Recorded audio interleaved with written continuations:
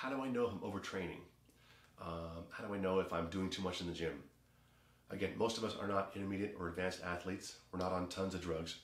And most of us could use some help with our sleep, nutrition, and water. So I look at lifestyle factors when someone asks, I think I'm overtraining. What do I do?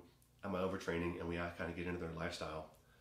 So when training for a specific event, like a competition for powerlifting, which I've been doing for the last 20 years as an athlete and 10 years, 11 years as a coach, helping, I don't know, 80 or 100 lifters go to the powerlifting meets. The same thing always happens at the end of that cycle, or even once in a while in the middle.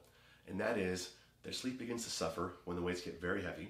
Their mood is a little more tenuous, a little more quick to be irritable. Their hunger is sporadic, not as voracious as it used to be. And they're not able to fully feel recovered. They may even find that they are impacting their quality of life outside of the gym with spouses or occupations because they just don't have like the patience to deal with those people. You know who you are, those people, your spouses and your bosses, maybe they're the same person, God forbid. So the questions I always ask are like, are you experiencing these symptoms, irritability, sleeplessness, lack of hunger, lower energy? And if they say yes to some of those, I say, are you also still hitting the weights you need to hit in your training, but it feels like it's a stretch? And if they say yes, I say, I think we take a deload week. This is a good conversation to have a deload week where we take no compound exercises. We come into the gym half as many times, cut the volume to a third to a half of what it used to be, and have you just come to the gym to at least check the box that you came to the gym. There's no need to keep pushing when you're grinding this hard, day in, day out, day in, day out.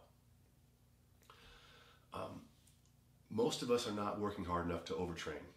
Most of us go to the gym for 90 minutes at a time, which is not too productive, by the way, a few days a week, and then we go home, we sleep 8 hours, and we eat a bunch of food. We're in a caloric surplus.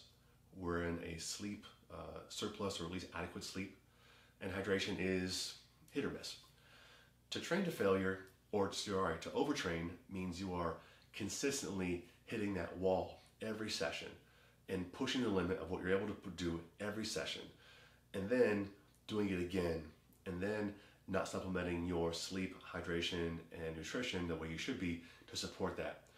Your job in the gym, I don't care what kind of fucking athlete you are, whether you are a bodybuilder, powerlifter, strongman, or general population, is to get into the gym, spend 40 to 60 minutes tearing down fibers, getting your heart rate going, and get out of the gym. The faster you can get that work done, the more of that 24-hour period you have for your recovery.